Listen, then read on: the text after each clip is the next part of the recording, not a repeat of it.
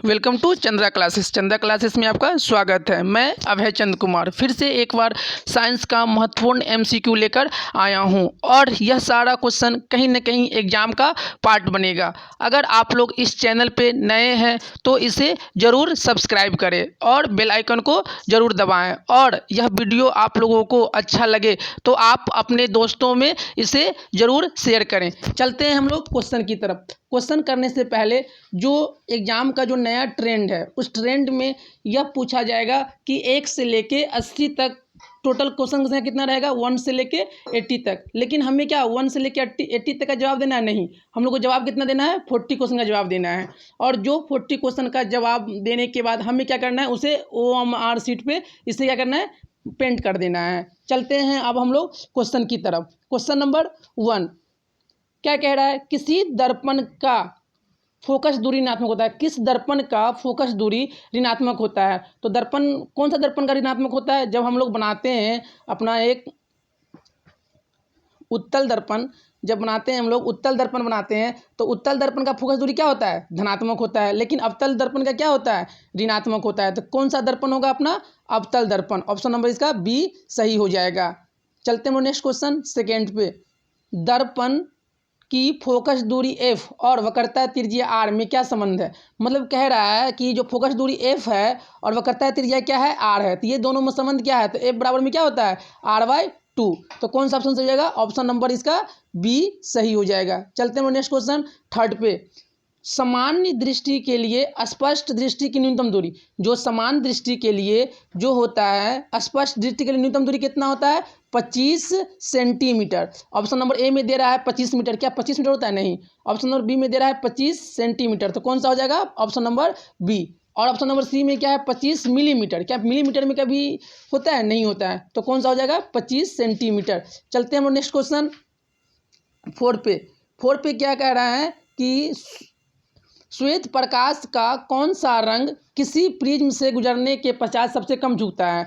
तो जब हम लोग प्रिज्म से जब श्वेत प्रकाश के किरण गुजारते हैं तो ये कितने रंगों में बढ़ जाता है? 7 रंगों में बढ़ जाता है। तो 7 रंगों में मतलब विभक्त हो जाता है। सबसे ऊपर कौन सा होता है? लाल। और सबसे नीचे में कौन होता है? बैगनी। तो क्वेश्चन कह रहा है कि सबसे कम झुकाव, तो सबसे कम झुकाव किसका होगा? लाल का। और सबसे ज़्यादा झुकाव किसका होगा? बैगनी का। तो क्वेश्चन में कह रहा है कि सबसे कम झुकाव किसका होता है? तो किसका होता है? लाल का। ऑप्शन नंबर इसका सी सही हो जाएगा। चलते हैं नेक्स्ट क्वेश्चन 5 पे। मानव आँख की रेटिना द्वारा बनाई गई छवि होती है। जो मानव आँख की रेटिना द्वारा बनाई गई छवि, जो रेटिना पे जो प्रतिबिंब बनता है या छवि बनता है, वो छवि कैसा होता है? वास्तविक होता है और उल्टा होता है। ऑप्शन नंबर इसका बी सही हो जाएगा। चलते हैं नेक्स्ट क्वेश्चन 6 पे। आकाश का रंग नीला प्रतीत होता है। आकाश का रंग नीला क्यों प्रतीत होता है? तो प्रकाश के परिकिरणन के कारण। जैसे ही अगर रंग की बात आए तो वहाँ पर हम लोग क्या लगाएंगे? परिकिरणन। ऑप्शन नंबर इसका बी सही हो जाएगा। चलते हैं नेक्स्ट क्वेश्चन 7 पे। किस दर्पण 7 में क्या कह रहा है? किस दर्पण से वस्तु का प्रतिबिंब बड़ा बनता है? ऐसा कौन सा दर्पण है जिसमें वस्तु का प्रतिबिंब क्या बनता है? बड़ा बनता है। तो कौन सा दर्पण? अवतल दर्पण में क्या होता है कि वस्तु का प्रतिबिंब बड़ा बनता है। ऑप्शन नंबर इसका बी सही हो जाएगा। चलते हैं नेक्स्ट क्वेश्चन 8 पे।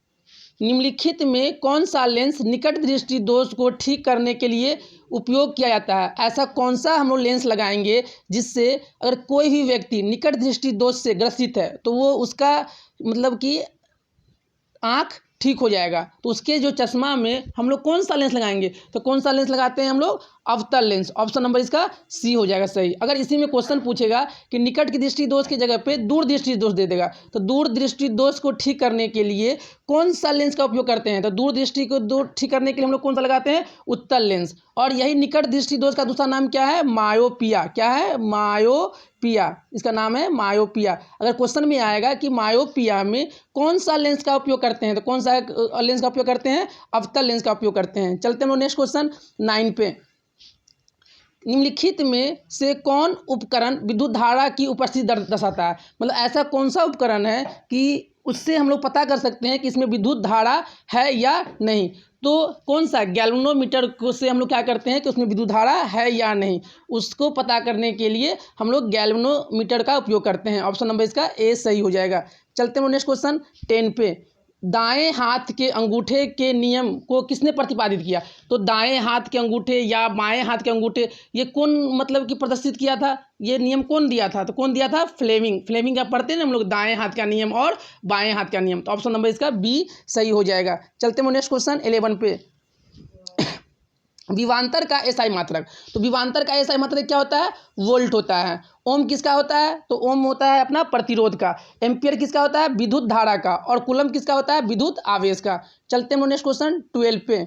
निम्नलिखित में किस संयोजन द्वारा प्रतिरोध का मान बढ़ता है? ऐसा कौन सा संयोजन कितने तरह का होता है? दो तरह का, एक होता है श्रेणी क्रम, एक होता है समानांतर क्रम। तो ऐसा कौन सा संयोजन है जिसमें जो प्रतिरोध का मान क्या होता है? बढ़ता है। तो श्रेणी क्रम में क्या होता है? जो प्रतिरोधों का मान क्या होता है? बढ़ता है। और समानांतर क्रम में क्या होता है? प्रतिरोधों का मान घटता है। अब श्रेणी क्रम मतलब कि एक प्रतिरोध, उसके बाद दूसरा प्रतिरोध, अगर इसका मतलब कि रेजिस्टेंस कितना है? R1, और इसका प्रतिरोध कितना है? R2। अगर इसको हम लोग जब R कुल निकालेंगे तो क्या होगा? R1 plus R2। तो इसमें क्या होगा? इसमें प्रतिरोधों का मान बढ़ेगा। ऑप्शन नंबर इसका कौन सा हो जाएगा? ए। चलते हैं नेक्स्ट क्वेश्चन 13 पे। चुंबकीय रेखाएं की प्रकृति, जो चुंबकीय बल रेखा की प्रकृति कैसी होती है? तो उसका हम लोग क्या करते हैं? काल्पनिक होता है। क्या होता है? काल्पनिक। ऑप्शन नंबर इसका ए सही हो जाएगा। चलते हैं नेक्स्ट क्वेश्चन 14 पे। 1 किलो घंटा किसके बराबर होता है? 1 किलो घंटा किसके बराबर होता है? 1 किलो घंटा होता है 3.6 इंटू 10⁻6 जूल। क्या होता है? 3.6 इंटू 10⁻6 जूल। ऑप्शन नंबर इसका सी सही हो जाएगा। चलते हैं नेक्स्ट क्वेश्चन 15 पे। नवीकरणीय ऊर्जा का स्रोत है। नवीकरणीय ऊर्जा का स्रोत कौन सा है? ऑप्शन नंबर ए में कह रहा है नाभिकीय ऊर्जा। ऑप्शन नंबर बी में कह रहा है सौर ऊर्जा। ऑप्शन नंबर सी में कह रहा है कोयले से प्राप्त ऊर्जा। ऑप्शन नंबर डी में कह रहा है प्राकृतिक गैस से प्राप्त ऊर्जा। तो नवीकरणीय ऊर्जा का स्रोत कौन सा है? सौर ऊर्जा। ऑप्शन नंबर इसका बी सही हो जाएगा। चलते हैं नेक्स्ट क्वेश्चन 16 पे। कौन सा लेंस अपसारी लेंस भी कहा जाता है? ऐसा कौन सा लेंस है जिसको हम लोग अपसारी लेंस कहते हैं? तो ऐसा कौन सा लेंस है जिसको हम लोग अपसारी लेंस कहते हैं? तो अवतल लेंस को हम लोग क्या कहते हैं? अपसारी। मतलब अपसारी मतलब क्या होता है? फैला देना। क्या होता है? फैला देना। तो कौन सा लेंस फैलाता है? तो अवतल लेंस। ऑप्शन नंबर इसका ए सही हो जाएगा। चलते हैं नेक्स्ट क्वेश्चन 17 पे।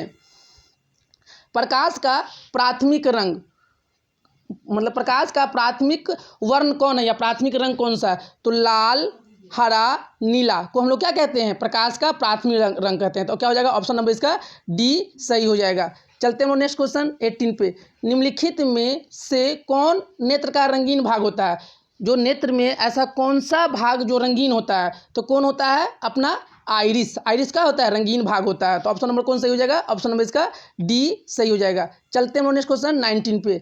एक हॉर्स पावर में कितना होता है? 746 वाट। ऑप्शन नंबर इसका ए सही हो जाएगा। चलते हैं नेक्स्ट क्वेश्चन 20 पे। विशालक शीशा चाहे मैग्नीफाइंग ग्लास होता है, जो विशालक शीशा होता है या मैग्नीफाइंग ग्लास होता है, हम लोग ऑप्शन नंबर ए में कह रहा है अवतल लेंस। ऑप्शन नंबर बी में कह रहा है उत्तल लेंस। ऑप्शन नंबर सी में कह रहा है अवतल दर्पण। ऑप्शन नंबर डी में कह रहा है उत्तल दर्पण। तो किसे हम लोग कहेंगे? मैग्नीफाइंग ग्लास कहेंगे। तो किसे कहते हैं हम लोग मैग्नीफाइंग ग्लास? जो उत्तल लेंस होता है उसको हम लोग क्या कहते हैं? Magnifying glass. ऑप्शन नंबर इसका बी सही हो जाएगा। चलते हैं हम लोग नेक्स्ट क्वेश्चन 21। जब किसी चालक तार में विद्युत धारा प्रवाहित होती है तो गतिशील कण, जब मान लो कोई भी चालक तार है उसमें हम लोग क्या कर रहे हैं? विद्युत धारा प्रवाहित हो रहा है, तो गतिशील कौन सा होगा? ऐसा कौन सा है जो गतिशील कण होगा? ऑप्शन नंबर ए में कह रहा है क्या परमाणु गतिशील होगा। ऑप्शन नंबर बी में कह रहा है आयन। ऑप्शन नंबर सी में कह रहा है प्रोटॉन। और ऑप्शन नंबर डी में कह रहा है अपना इलेक्ट्रॉन। तो कौन सा गतिशील कण होता है? तो कौन सा गतिशील कण होता है? जो इलेक्ट्रॉन होता है। हम लोग जब डिफिनेशन पढ़ते हैं विद्युत धारा का, तो इलेक्ट्रॉन के प्रवाह को हम लोग क्या कहते हैं? विद्युत धारा कहते हैं। तो मतलब इलेक्ट्रॉन ही प्रवाह कर रहा है, तो गतिशील कण कौन होगा? इलेक्ट्रॉन होगा। तो ऑप्शन नंबर कौन सा हो जाएगा? ऑप्शन नंबर इसका डी सही हो जाएगा। चलते हैं हम लोग नेक्स्ट क्वेश्चन 22 पे। एम्पियर घंटा मात्रक है। अब एम्पियर घंटा, तो क्यू बराबर में क्या होता है? IT। आई मतलब क्या? विद्युत धारा। तो विद्युत धारा का क्या होता है? एम्पियर। और टी मतलब क्या हो गया? समय। और ये क्या हो गया? घंटा। तो आवर घंटा किसका होगा? तो आवेश का होगा। ऑप्शन नंबर इसका बी सही हो जाएगा। चलते हैं हम लोग नेक्स्ट क्वेश्चन 23 पे। निम्नलिखित में कौन सा मात्रक वाट के बराबर है? ऐसा कौन सा मात्रक है जो किसके बराबर है? वाट के बराबर है। तो वाट के बराबर क्या होता है? वाट बराबर क्या होता है? जूल पर सेकेंड को हम लोग क्या कहते हैं? वाट कहते हैं। तो कौन सा ऑप्शन देगा? ऑप्शन नंबर इसका ए सही हो जाएगा। चलते हैं नेक्स्ट क्वेश्चन 24। विद्युत धारा का मात्रक। तो विद्युत धारा का मात्रक क्या होता है? एम्पियर होता है। ओम किसका होता है? प्रतिरोध का। वोल्ट किसका होता है? विभवांतर का। और वाट किसका होता है? शक्ति का। चलते हैं हम लोग नेक्स्ट क्वेश्चन 25 पे। ग्लोबल वार्मिंग के लिए उत्तरदायी गैस है। तो ग्लोबल वार्मिंग के लिए कौन सा गैस उत्तरदायी होता है? Carbon dioxide CO2। Option number इसका सी सही हो जाएगा। चलते हैं नेक्स्ट क्वेश्चन 26 पे। शरीर में भोजन का पचना किस प्रकार की अभिक्रिया है? जो शरीर में जो भोजन पचता है तो वह किस प्रकार का अभिक्रिया होता है? तो ऐसे हम किसको कहेंगे? किस तरह का होता है? तो उपचयन। शरीर में जो भोजन का पचना कौन सा अभिक्रिया होता है? उपचयन। ऑप्शन नंबर इसका ए सही हो जाएगा। चलते हैं नेक्स्ट क्वेश्चन 27। कली चूना पर जब जल डाला जाता है तब अभिक्रिया होती है। अगर मान लीजिए कली चूना पे जब जल डालेंगे तो उससे क्या निकलेगा? उष्मा निकलेगा। और जहाँ पे उष्मा निकलेगा उसको हम लोग क्या कहेंगे? उष्मा क्षेपी। ऑप्शन नंबर इसका ए सही हो जाएगा। चलते हैं नेक्स्ट क्वेश्चन 28 पे। निम्नलिखित में कौन सबसे अधिक अभिक्रियाशील है?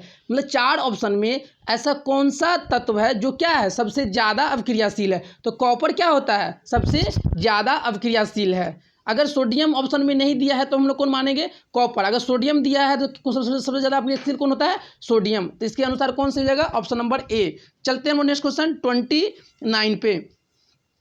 चूना जल का रासायनिक सूत्र। चूना जल का रासायनिक सूत्र क्या होता है? CaOH2 का होल ट्वाइस। ऑप्शन नंबर इसका डी सही हो जाएगा। चलते हैं नेक्स्ट क्वेश्चन 30 पे। कोई विलयन लाल लिटमस पेपर को नीला कर देता है। तो लाल को नीला कौन करता है? क्षार। तो उसका pH मान क्या होगा? 7 से ज़्यादा। ऑप्शन नंबर ए में दे रहा है 11, तो 7 से ज़्यादा 11 भी है। और ऑप्शन बी में दे रहा है 10 भी 7 से ज़्यादा है। तो इसके अनुसार कौन हो जाएगा? ए और बी दोनों। ऑप्शन नंबर इसका डी सही हो जाएगा। चलते हैं हम लोग नेक्स्ट क्वेश्चन 31 पे। अल्काइन में कार्बन कार्बन के बीच कितने संयोजक बंधन होते हैं? तो जब हम लोग पढ़े थे हाइड्रोकार्बन। हाइड्रोकार्बन किसे कहते हैं? जिसमें कार्बन और हाइड्रोजन से मिलकर जो बना यौगिक उसको हम लोग क्या कहते हैं? हाइड्रोकार्बन कहते हैं। हाइड्रोकार्बन कितने तरह का? 2 तरह का था, एक संतृप्त एक असंतृप्त। संतृप्त किसे कहते हैं? कार्बन कार्बन के बीच में सिंगल बंधन होता है उसको हम लोग क्या कहते हैं? संतृप्त। और कार्बन कार्बन के बीच में डबल बंधन हो या कार्बन कार्बन के बीच में ट्रिपल बंधन हो उसे हम लोग क्या कहते हैं? असंतृप्त। अब क्वेश्चन क्या कह रहा है कि अल्काइन में कार्बन कार्बन के बीच, तो अगर सिंगल बंधन है तो उसे क्या कहेंगे? अल्केन। अगर डबल बंधन है उसे क्या कहते हैं? अल्कीन। और ट्रिपल बंधन रहता है उसमें क्या कहते हैं? अल्काइन। तो अल्काइन में कितना होता है? 1 2 3। कितना बंधन होता है? 3। और अल्केन में पूछे तो 1 और अल्कीन में पूछे तो 2। तो इसके अनुसार कौन सा हो जाएगा? ऑप्शन नंबर इसका सी सही हो जाएगा। चलते हैं नेक्स्ट क्वेश्चन 32। ग्लूकोज का आणविक सूत्र होता है, जो ग्लूकोज होता है उसका सूत्र क्या होता है? तो ग्लूकोज क्या होता है? C6H12O6। तो कौन सा ऑप्शन सही होगा? ऑप्शन नंबर इसका ए सही हो जाएगा। चलते हैं नेक्स्ट क्वेश्चन 33 पे। 33 में क्या कह रहा है? उच्च वसीय अम्लों को सोडियम लवण कहलाते हैं। उच्च वसीय अम्लों के सोडियम लवण क्या कहलाते हैं? तो क्या कहलाते हैं? मतलब कि साबुन। उच्च वसीय अम्लों के सोडियम लवण कहलाते हैं, क्या कहलाते हैं? साबुन कहलाते हैं। ऑप्शन नंबर ए सही हो जाएगा। चलते हैं नेक्स्ट क्वेश्चन 34 पे। अगर CHO अभिक्रियाशील मूलक को कहते हैं, जो CHO कहीं पर लगा हुआ है तो उस अभिक्रियाशील मूलक को हम लोग क्या कहते हैं? तो एल्डिहाइड। क्या कहते हैं? एल्डिहाइड। अगर OH लगा रहता है तो उसको क्या कहते हैं? अल्कोहल। अगर COOH लगा रहता है तो उसको कहते हैं कार्बोक्सिलिक अम्ल। चलते हैं नेक्स्ट क्वेश्चन 35 पे। आवर्त सारणी के किसी आवर्त में बाएं से दाएं जाने पर तत्वों की परमाणु त्रिज्या। अब क्या है? आवर्त सारणी दिया गया हुआ, उसमें हम लोग कहाँ से जा रहे हैं? बाएं से दाएं की तरफ जा रहे हैं। तो उसका जो परमाणु त्रिज्या होगा, परमाणु त्रिज्या क्या होगा? घटेगा या बढ़ेगा या मतलब बराबर रहेगा? तो क्या होता है? तो जैसे ही हम लोग बाएं से दाएं जाते हैं तो उसका परमाणु त्रिज्या क्या होता है? घटता है। क्या होता है? घटता है। तो ऑप्शन नंबर ए सही है, घटती है। चलते हैं नेक्स्ट क्वेश्चन 36 पे। निम्नलिखित तत्वों को उनके अधातु गुण के अनुसार बढ़ते क्रम में सजाएं। Li से लिथियम, ऑक्सीजन, कार्बन, बी से बेरिलियम, एफ से फ्लोरीन। तो इसको क्या करना है, मतलब बढ़ते क्रम में सजाएं, मतलब कि पहला अधातु जो कौन सबसे बड़ा है, उसके बाद उससे बड़ा, उससे बढ़ते क्रम में हमको सजाना है। तो सबसे बड़ा कौन हो जाएगा, तो सबसे बड़ा कौन हो जाएगा, फ्लोरीन। उसके बाद कौन हो जाएगा, ऑक्सीजन। उसके बाद कौन हो जाएगा, कार्बन। उसके बाद कौन हो जाएगा, बेरिलियम। और सबसे कम, सबसे छोटा कौन हो जाएगा, लिथियम। सबसे छोटा कौन हो जाएगा, लिथियम। ऑप्शन नंबर इसका बी सही हो जाएगा। चलते हैं नेक्स्ट क्वेश्चन 37 पे। सिलिकॉन क्या है, जो सिलिकॉन है एक क्या है, धातु है, अधातु है या उपधातु है। तो सिलिकॉन क्या है, अपना एक उपधातु है। ऑप्शन नंबर इसका सी सही हो जाएगा। चलते हैं नेक्स्ट क्वेश्चन 38 पे। निम्नलिखित में कौन विद्युत धनात्मक तत्व है, ऐसा कौन सा तत्व है जो विद्युत का क्या हो, धनात्मक हो। कार्बन, कार्बन क्या है, अधातु है। अधातु पे कौन सा मतलब चार्ज होता है, ऋणात्मक। क्लोरीन भी क्या है, अधातु है, इसमें भी माइनस चार्ज होगा। फास्फोरस भी क्या है, अधातु है, लेकिन सोडियम क्या है, धातु है। और धातु पे क्या होता है, विद्युत धनात्मक चिन्ह रहता है। तो कौन सा हो जाएगा, ऑप्शन नंबर इसका सी सही हो जाएगा। चलते हैं नेक्स्ट क्वेश्चन 39। टिहरी बांध का निर्माण किस प्रदेश में हुआ है। तो टिहरी, तो टी नाम की लड़की क्या होती है, भागते भागते क्या हो गई, उतर गई, उतर उससे क्या होगा, उत्तराखंड। तो टिहरी बांध का निर्माण किस प्रदेश में किया गया है, तो अपना उत्तराखंड। ऑप्शन नंबर इसका बी सही हो जाएगा। चलते हैं नेक्स्ट क्वेश्चन 40 पे। निम्नलिखित में किस धातु को किरोसिन में डुबो कर रखते हैं, ऐसा कौन सा धातु है जिसे हम लोग कहाँ रखते हैं, किरोसिन के तेल में डुबो कर रखते हैं। तो सोडियम को हम लोग कहाँ रखते हैं, किरोसिन के तेल में। दूसरा, सोडियम को हम लोग मक्खन की तरह से मतलब काट सकते हैं, चाकू से क्या कर सकते हैं, इसे काट सकते हैं। और क्रियाशील समूह में भी सोडियम क्या है, सबसे ज़्यादा है। तो किरोसिन के तेल में हम लोग किससे डुबो कर रखते हैं, तो सोडियम को। ऑप्शन नंबर इसका बी सही हो जाएगा। चलते हैं नेक्स्ट क्वेश्चन 41। अपमार्जक से बनाए जाते हैं, जो अपमार्जक किससे बनाए जाते हैं, जो नहीं सॉरी क्वेश्चन में क्या कह रहा है, अपमार्जक से बनाया जाता है। जो अपमार्जक होता है उससे हम लोग क्या क्या बना सकते हैं, Surf Excel, shampoo, easy Surf. जो अपमार्जक होता है तो अपमार्जक से हम लोग क्या बना सकते हैं, सर्फ एक्सल भी बना सकते हैं, शैम्पू भी बना सकते हैं, और इजी सर्फ भी, मतलब उपयुक्त में से सभी। ऑप्शन नंबर इसका डी सही हो जाएगा। चलते हैं नेक्स्ट क्वेश्चन 42। सौर सेल में किसका उपयोग होता है, तो सौर सेल में हम लोग किसका उपयोग करते हैं, सिलिकॉन का। किसका करते हैं हम लोग, सिलिकॉन का। ऑप्शन नंबर इसका बी सही हो जाएगा। चलते हैं नेक्स्ट क्वेश्चन 43। निम्नलिखित में से किसका उपयोग खाना बनाने वाले ईंधन में नहीं होता है। तो खाना बनाने वाले ईंधन में हम लोग किसका उपयोग नहीं करते हैं, क्या, सीएनजी। सीएनजी का उपयोग हम लोग खाना बनाने में करते हैं, नहीं करते हैं। एलपीजी का तो हम लोग करते हैं। बायोगैस का, इसका भी करते हैं, और कोयला का भी करते हैं। तो सीएनजी का उपयोग हम लोग कहाँ करते हैं, तो जैसे अपना होता है जो व्हीकल होता है, जो गाड़ी होता है, उसमें हम लोग किसका उपयोग करते हैं, सीएनजी का। बाकी एलपीजी, बायोगैस और कोयला इसका उपयोग हम लोग कहाँ करते हैं, खाना बनाने में इसका उपयोग करते हैं। तो कौन हो जाएगा, ऑप्शन नंबर इसका ए सही हो जाएगा। यहाँ पे क्वेश्चन है सीएनजी। सीएनजी का फुल फॉर्म क्या होता है, कंप्रेस्ड नेचुरल गैस। और एलपीजी का क्या होता है, एलपीजी का होता है liquid petroleum gas, liquefied petroleum gas. तो इसके अनुसार कौन हो जाएगा, ऑप्शन नंबर ए, सीएनजी का उपयोग हम लोग इन खाना बनाने वाले ईंधन में नहीं करते हैं। चलते हैं हम लोग नेक्स्ट क्वेश्चन 44। 2Cu + O2, और यहाँ बन गया क्या, 2Cu बन गया। तो यहाँ पे क्या हो रहा है, ऑक्सीजन का यहाँ क्या हो रहा है, जुट रहा है। और जब ऑक्सीजन का जब जुटता है तो उसे हम लोग क्या कहते हैं, जब ऑक्सीजन जुटता है तो उसे हम लोग क्या कहते हैं, ऑक्सीकरण। क्या कहते हैं, जहाँ पे ऑक्सीजन जुटे उसे हम लोग क्या कहते हैं, ऑक्सीकरण। तो यहाँ पे ऑप्शन नंबर इसका ए सही हो जाएगा। चलते हैं नेक्स्ट क्वेश्चन 45। निम्नलिखित में कौन सा समीकरण संतुलित नहीं है। अब संतुलित है या नहीं, इसके देखने के लिए हम लोग क्या करते हैं, दो तरह का होता है, एक होता है प्रतिकारक, एक होता है प्रतिफल, एक होता है अभिकारक और एक होता है प्रतिफल। और अभिकारक में जो तत्व है उसका संख्या और प्रतिफल में जो तत्व है उसका संख्या अगर बराबर है तो उसे हम लोग क्या कहेंगे, संतुलित है। अगर बराबर नहीं है तो उसे क्या कहेंगे, असंतुलित है। यहाँ पे देखेंगे हाइड्रोजन 2, तो यहाँ भी हाइड्रोजन क्या है, 2 है। क्लोरीन कितना है, 2। तो क्लोरीन, ये क्या है, संतुलित है। PbNO3 अब यहाँ बना दिया PbO + NO2 + O2। तो अब यहाँ पे देखेंगे Pb एगो है तो एगो, यहाँ पे ऑक्सीजन क्या एगो है, 3 दूना 6, तो 2 और 2 4, यहाँ 5। तो यहाँ पे ऑक्सीजन क्या एगो है, अपना 5 है। तो ये क्या है, असंतुलित है। लेकिन सी वाला में हाइड्रोजन 2 है तो हाइड्रोजन यहाँ पे हाइड्रोजन 2 दूना 4, तो यहाँ भी हाइड्रोजन 2 दूना 4। ऑक्सीजन 2 तो ऑक्सीजन भी 2।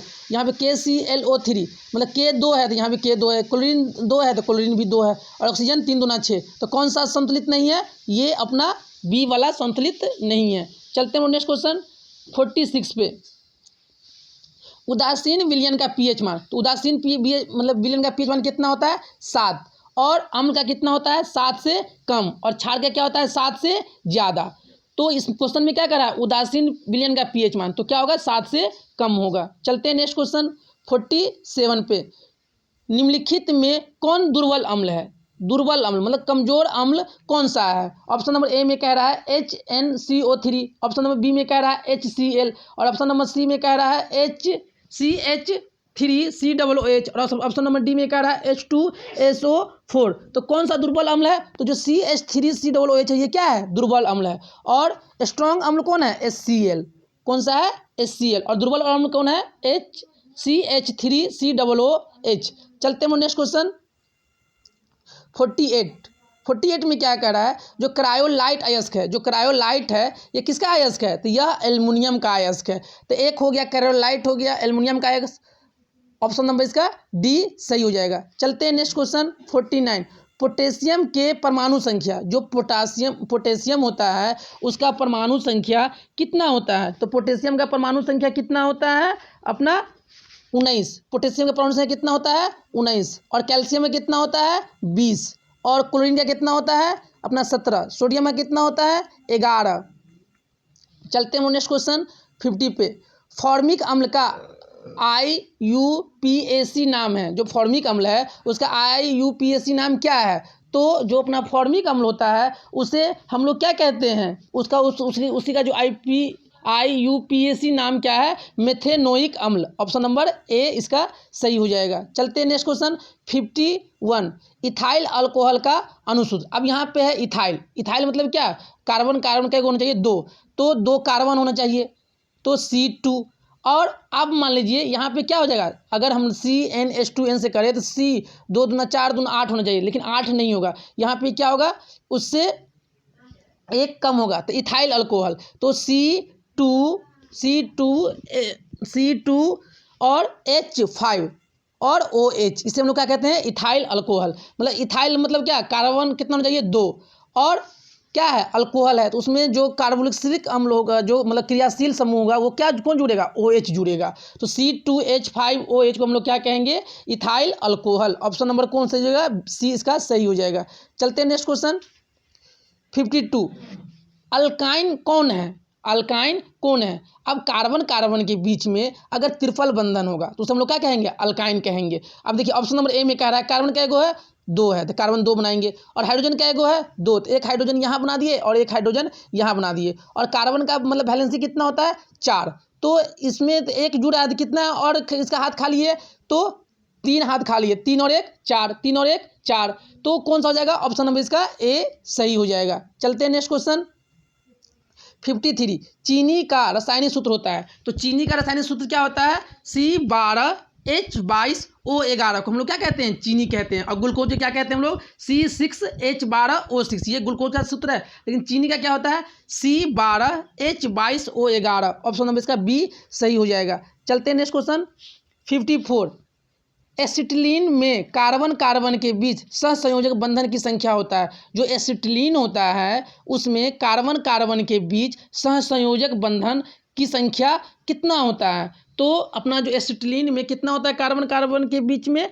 तो 3 होता है। एसिटिलीन का ही हम लोग दूसरे मतलब इसको क्या कह सकते हैं? इसको कह सकते हैं हम लोग अल्काइन ग्रुप। क्या कह सकते हैं? Alkyne group. और अल्काइन ग्रुप में क्या होता है? कार्बन कार्बन के बीच में कितना बंधन होता है? तो 3 बंधन होता है। तो ऑप्शन नंबर इसका डी सही हो जाएगा।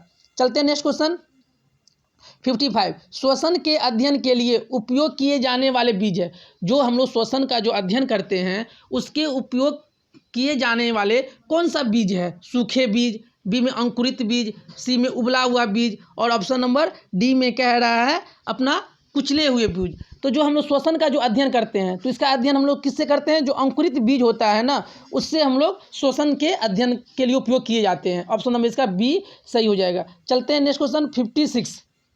मानव वृक्क किस प्रणाली का एक हिस्सा है? तो जो वृक्क होता है उसका कौन सा किसका हिस्सा होता है? तो वो अपना उत्सर्जन का हिस्सा होता है। ऑप्शन नंबर इसका सी सही हो जाएगा। चलते हैं नेक्स्ट क्वेश्चन 57।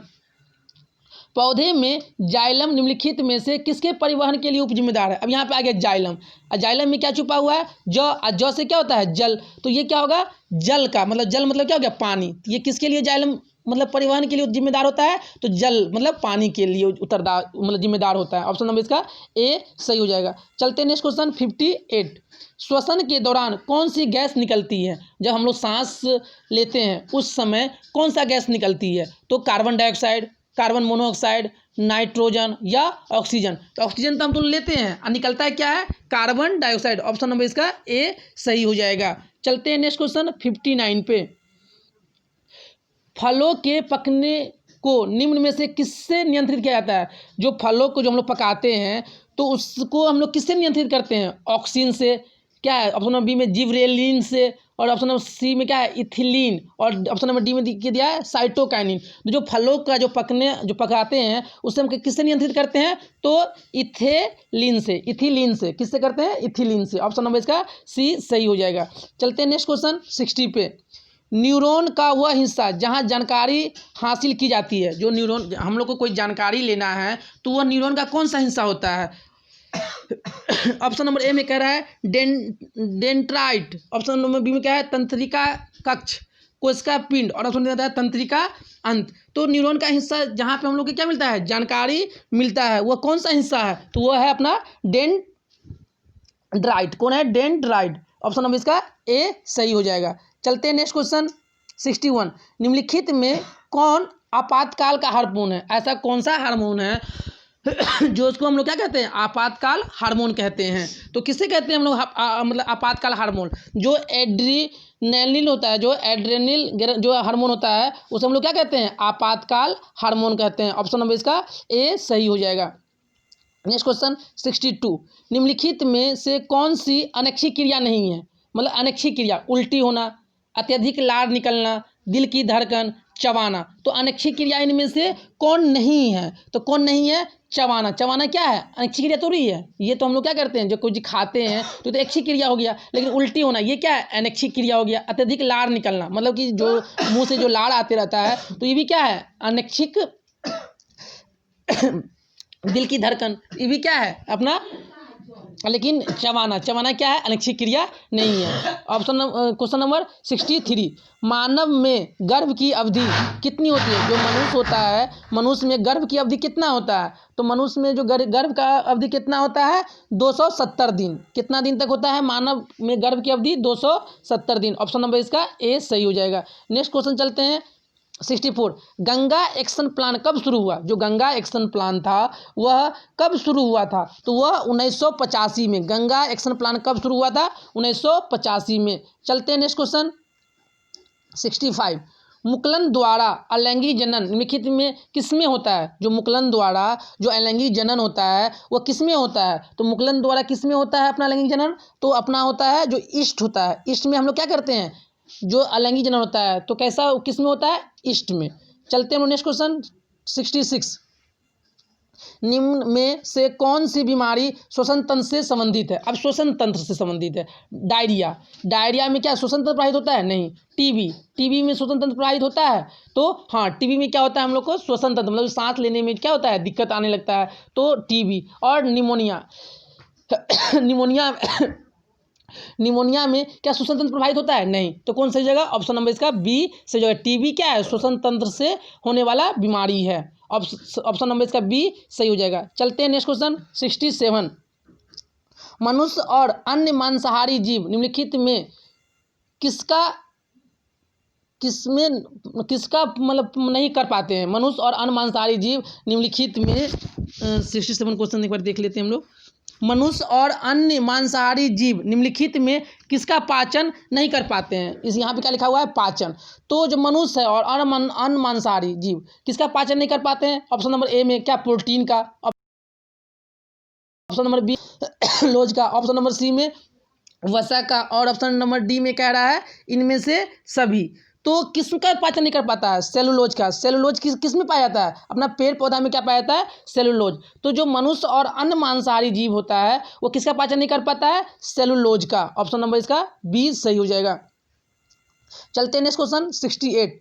ब्रेन हेमरेज का मुख्य कारण है, जो ब्रेन हेमरेज हो जाता है उसका मुख्य कारण क्या है? हाइपरटेंशन।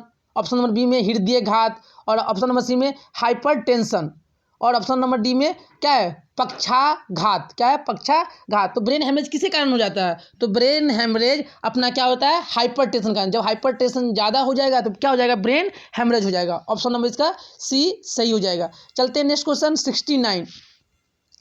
निम्न में से परजीवी पादप का उदाहरण क्या है? जो परजीवी जो अपना जो पादप होता है उसका उदाहरण क्या है? ऑप्शन नंबर ए में कह रहा है बैक्टीरिया, ऑप्शन नंबर बी में कह रहा है कसकुट्टा। क्या कह रहा है? कसकुट्टा। ऑप्शन नंबर सी में कह रहा है विषाणु, और ऑप्शन नंबर डी में कह रहा है कवक। तो परजीवी पादप का उदाहरण कौन है? तो ये है कसकुट्टा, जो है क्या है? अपना परजीवी पादप का उदाहरण है। ऑप्शन नंबर इसका बी सही हो जाएगा। चलते हैं नेक्स्ट क्वेश्चन 17 पे। हृदय से रक्त को संपूर्ण शरीर में पंप किया जाता है। अगर हृदय से जो रक्त का पूरे शरीर में जो पंप होता है वो किसके द्वारा होता है? ऑप्शन नंबर ए में कह रहा है फेफड़ों द्वारा, ऑप्शन नंबर बी में कह रहा है निलय द्वारा, ऑप्शन नंबर सी में कह रहा है अलिंदों द्वारा, ऑप्शन नंबर डी में कह रहा है इनमें से सभी। तो जो फेफड़ा से संपूर्ण शरीर का जो पंप किया जाता है वो कौन करता है? तो अलिंदों द्वारा। ऑप्शन नंबर इसका सी सही हो जाएगा। चलते हैं नेक्स्ट क्वेश्चन 71। हाइड्रा में अलैंगिक जनन की विधि है। जो हाइड्रा में जो अलैंगिक विधि होता है वो अलैंगिक जनन की विधि है। तो अलैंगिक जनन विधि क्या होता है? ऑप्शन नंबर ए में कह रहा है मुकुलन, ऑप्शन नंबर बी में कह रहा है पुनर्जनन, और ऑप्शन नंबर सी में कह रहा है विखंडन, और ऑप्शन नंबर डी में कह रहा है बीजाणु जनन। तो हाइड्रा में कैसा होता है अपना? तो हाइड्रा में होता है मुकुलन द्वारा। हाइड्रा में जो अलैंगिक जनन की विधि होता है वो कैसा होता है? मुकुलन। चलते हैं नेक्स्ट क्वेश्चन 72 पे। जनन संचारित रोग है। जो जनन संचारित रोग कौन सा है? सिफिलिस भी है, एड्स भी है, और गोनोरिया भी है। क्या है? गोनोरिया भी है। तो ऑप्शन नंबर कौन सा रहेगा? डी, इनमें से सभी। चलते हैं नेक्स्ट क्वेश्चन 73। पुष्प का सबसे बाहरी भाग, जो फूल होता है, जो पुष्प होता है उसका सबसे बाहरी भाग कौन सा होता है? तो सबसे बाहरी भाग कौन सा होता है? अपना बाह्य दलपुंज। पुष्प का जो सबसे बाहरी भाग कौन होता है? बाह्य दलपुंज। ऑप्शन नंबर इसका ए सही हो जाएगा। चलते हैं नेक्स्ट क्वेश्चन 74। ब्लड समूह ए में कौन सा एंटीबॉडी पाए होता है? जो ब्लड समूह जो ए होता है उसमें कौन सा एंटीबॉडी होता है? तो ऑप्शन नंबर ए में कह रहा है ए, ऑप्शन नंबर बी में कह रहा है A B, option number C में कह रहा है बी, और ऑप्शन नंबर डी में कह रहा है ओ। तो कौन सा एंटीबॉडी होता है? तो जो बी होता है, ए में कौन सा एंटीबॉडी होता है? तो बी। ऑप्शन नंबर इसका सी सही हो जाएगा। चलते हैं नेक्स्ट क्वेश्चन 75। रक्त में ग्लूकोज की मात्रा निम्नांकित में से कौन नहीं नियंत्रित करता है? तो रक्त में जो ग्लूकोज की मात्रा को कौन नियंत्रित नहीं करता है? ऑप्शन नंबर ए में कह रहा है इंसुलिन, ऑप्शन नंबर बी में कह रहा है ग्लूकागन, और सी में कह रहा है गैस्ट्रिन, और डी में कह रहा है सोमैटोस्टेनिन। क्या कह रहा है? सोमैटोस्टेनिन। तो कौन सा नियंत्रित नहीं करता है? ग्लूकोज में रक्त की मात्रा को कौन नियंत्रित नहीं करता है? तो जो इंसुलिन होता है ना वो क्या करता है? अपना जो रक्त में ग्लूकोज की मात्रा को नियंत्रित नहीं करता है। ऑप्शन नंबर इसका ए सही हो जाएगा। चलते हैं नेक्स्ट क्वेश्चन 76। पादप वृद्धि हार्मोन है। तो पादप वृद्धि हार्मोन कौन सा होता है? तो कौन सा होता है? जो पादप वृद्धि हार्मोन होता है जिबरेलिन। कौन होता है? जिबरेलिन। ऑप्शन नंबर इसका ए सही हो जाएगा। चलते हैं नेक्स्ट क्वेश्चन 77। हार्मोन स्रावित होता है। हार्मोन कहाँ से स्रावित होता है? ऑप्शन नंबर ए में कह रहा है अंतःस्रावित ग्रंथि से, ऑप्शन नंबर बी में कह रहा है बहिस्रावी ग्रंथि से, और ऑप्शन नंबर सी में कह रहा है नलिका से, और ऑप्शन नंबर डी में कह रहा है इनमें से कोई नहीं। तो जो हार्मोन जो स्रावित होता है वो किससे होता है? अंतःस्रावी ग्रंथि से। ऑप्शन नंबर इसका ए सही हो जाएगा। चलते हैं नेक्स्ट क्वेश्चन 78। मनुष्य के मुख गुहा में कितने जोड़े लाड़ ग्रंथि पाए जाते हैं? जो मनुष्य का जो मुख गुहा होता है उसमें कितने जोड़ी लाड़ ग्रंथि पाई जाती है? तो कितने जोड़ी पाई जाती है? 3 जोड़ी। ऑप्शन नंबर इसका सी सही हो जाएगा। चलते हैं क्वेश्चन नंबर 79। एंड्रोजेन है। एंड्रोजेन एक क्या है? Male hormone, female hormone, option number C में पाचक हार्मोन, और ऑप्शन नंबर डी में पाराथायराइड हार्मोन। जो एंड्रोजेन है वो कौन सा हार्मोन है? तो अपना वो हार्मोन कौन सा है? मेल हार्मोन है। कौन सा है? मेल। मतलब पुरुष के में जो हार्मोन होता है उसको हम लोग क्या कहते हैं? एंड्रोजेन। क्या कहते हैं? एंड्रोजेन। चलते हैं लास्ट क्वेश्चन इस वीडियो का 80। और ये क्वेश्चन क्या कह रहा है? मटर को अपने प्रयोग के लिए किसे चुना? मटर को, जो मटर का जो मतलब बीज था उसको अपने प्रयोग के लिए किसे चुना? कौन ऐसा मतलब वैज्ञानिक था उसे चुना? अगर इस क्वेश्चन का जवाब आप लोगों को क्या करना है, कमेंट बॉक्स में इसे देना है। अगर आप लोगों को मेरे द्वारा पढ़ाया गया वीडियो अगर अच्छा लगे तो आप लोग इसे अपने दोस्तों में ज़रूर ज़्यादा से ज़्यादा शेयर करें और सब्सक्राइब करें। चलते हैं। Thanks for watching. आपका दिन क्या हो, शुभ हो।